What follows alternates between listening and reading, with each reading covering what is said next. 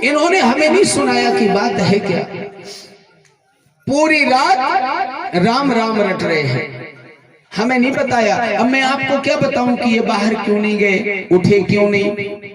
वो तो रो रहे हैं और राम राम कह रहे हैं। ऐसा करो सुमंत, आनहु राम ही बेग बुलाई। तुम ऐसा करो, राम को बुला दो, जल्दी बुला दो।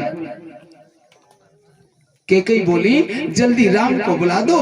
बस तुरंत सुमंत गए और राम जी सरकार से बोले, प्रभु जी आपको आपके पिता ने याद किया।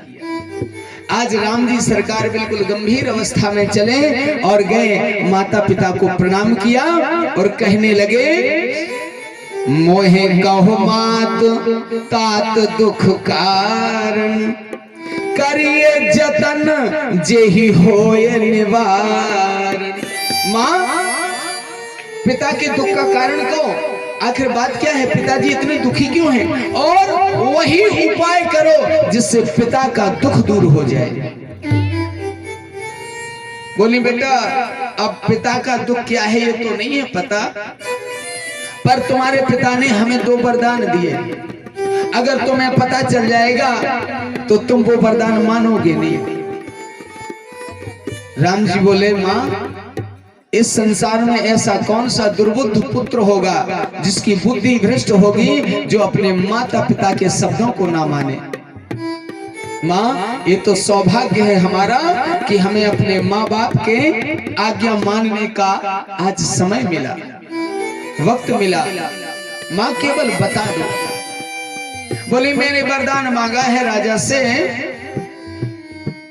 एक से मेरे भरत को राजगद्दी। इतना कहा, आज राम जी सरकार बड़े प्रसन्न हो गए। माँ मेरे भरत को राजगद्दी, ये हमारे पिता के दुख का कारण हो ही नहीं सकता। क्यों? क्योंकि हमने और हमारे भरत में कोई अंतर ही नहीं है। हाँ बोली एक वरदान और मांगा। क्या? बोले वनवासी भेष में तुम्हें 14 साल का वनवास। राम ने जब इतना सुना, माँ के सामने हाथ जोड़कर खड़े हो गए। माँ अगर मेरा भरत आज राजा बन जाए तो मैं 14 बरस नहीं 14 जन्म वन में बिता दूंगा, कभी अयोध्या लौट के नहीं आऊंगा, बस मेरा भरत राजा बन जाए। ये है भाई, आज आप सभी इस विषय को सुन रहे हैं। आज ये रामचरितमानस का भाई है जो अपने भाई के राज्य के लिए 14 जन्म वन में बिताने को तैयार है। बोले अब राम मानो या ना मानो, पर मैंने तो यही वरदान मांगा। बोले माँ मैंने आपके सारे वरदानों को स्वीकार किया और उसी समय पिता की आज्ञा मांग लेकर, पिता ना तो जाने का बोल पा रहे हैं और ना रुकने का बोल पा रहे हैं।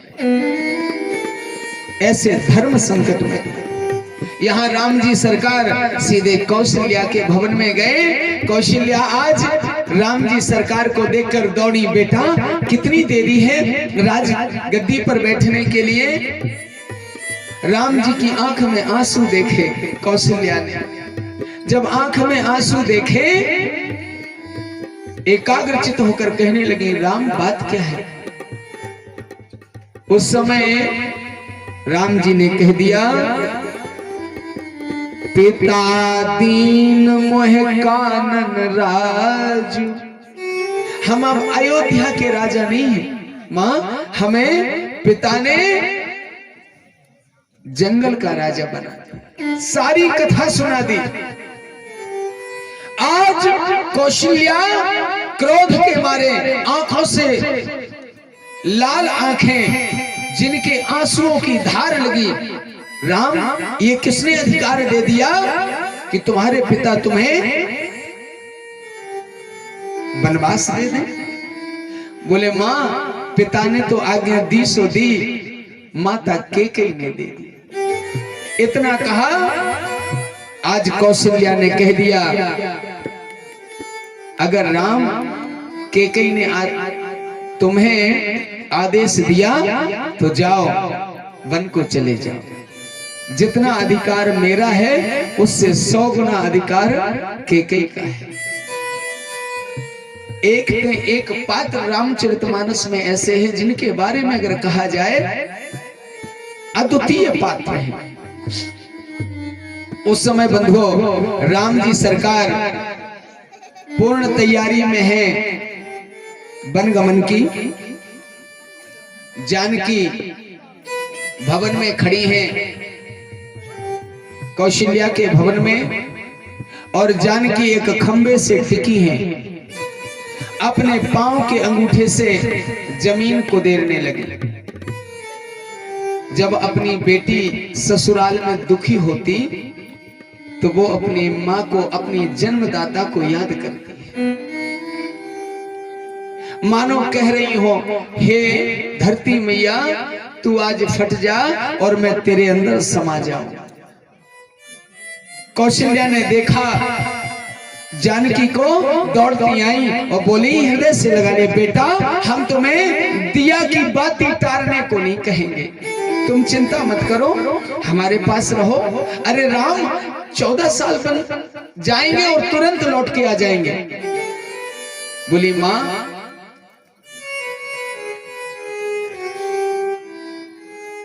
विषय आर्यपुत्र का बन जाना नहीं है, पर आज सोच रही हूं कि देखो तो विधाता ने कैसा समय लाए कि आज मुझे सास के सामने अपने पति से बात करनी पड़ रही। सारी मर्यादाएं टूट गई।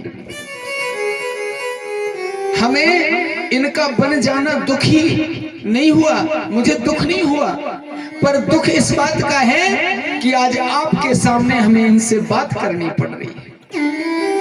ये थी मर्यादा। सास के सामने पति से बात नहीं करती, ये थी मर्यादा। उस समय कौशल्या कहती बेटा चिंता मत करो, अरे हम सब तो हैं। बोली माँ जब ये वन में रहेंगे, अभी हाल कहा ना, पिता दीन मोह कानन राजू, पिता ने हमें जंगल का राजा बना दिया। बोले हाँ तो क्या माँ जंगल में रानी की जरूरत नहीं पड़ती? विषय देखो कितना प्यारा, गंभीर विषय। अगर आज राज तिलक होता अयोध्या का और राजगद्दी पर सरकार बैठते तो क्या इनके बाजू में हम नहीं बैठते? कौशल्या बोली बिल्कुल बैठते हैं। तो इन्होंने अभी कहा कि पिता ने हमें जंगल का राजा बनाया, तो क्या जंगल में रानी नहीं होती? कौशल्या तो निरुत्तर हो गई। राम जी बोले जानकी यहां रहो, और यह ते अधिक धर्म नहीं दूजा, सादर सास ससुर पद पूजा, अधिक धर्म नहीं दूजा, सादर सास ससुर पद पूजा।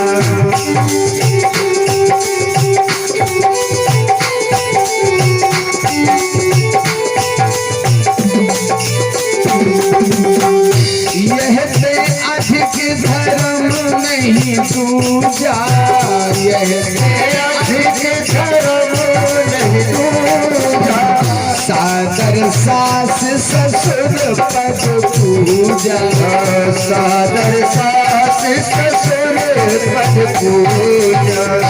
इससे बड़ा कभी धर्म नहीं होता, अपने सास ससुर की सेवा से बड़ा स्त्री वर्ग के लिए कोई धर्म नहीं है, इतना याद रखना। हमारी जितनी भी बहनें माताएं यहाँ बैठी हैं, जिनके सास ससुर आज भी आपके ऊपर आशीर्वाद का हाथ किए हैं, उनकी सेवा करना, जाने कब ये सेवा तुमसे दूर हो जाए। इससे और बड़ा धर्म नहीं है किसी को। जानकी बोली ये मैंने कब मना किया, मैंने कब मना किया इनकी सेवा करने से, पर प्रभु एक निवेदन करूं,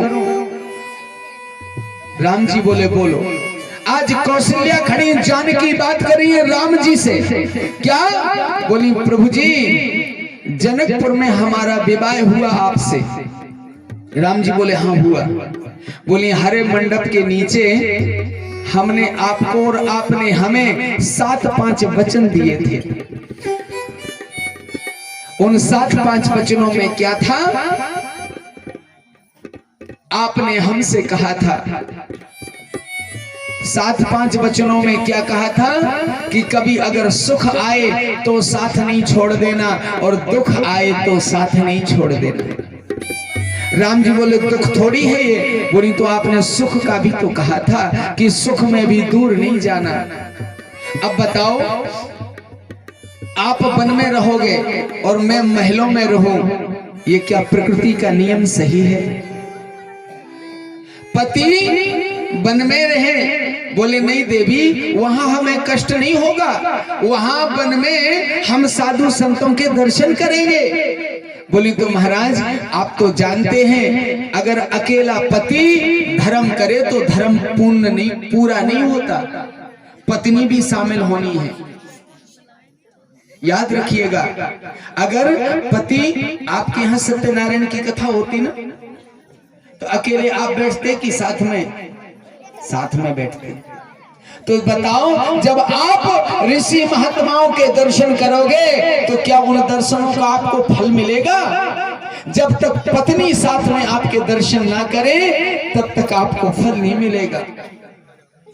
अब तो राम जी निरुत्तर हैं, अब मां की ओर देख रहे हैं कि मैं क्या कहूं मां, कैसे इनको ले जाऊं। परिस्थिति आज देखो कैसी है बंधुओं।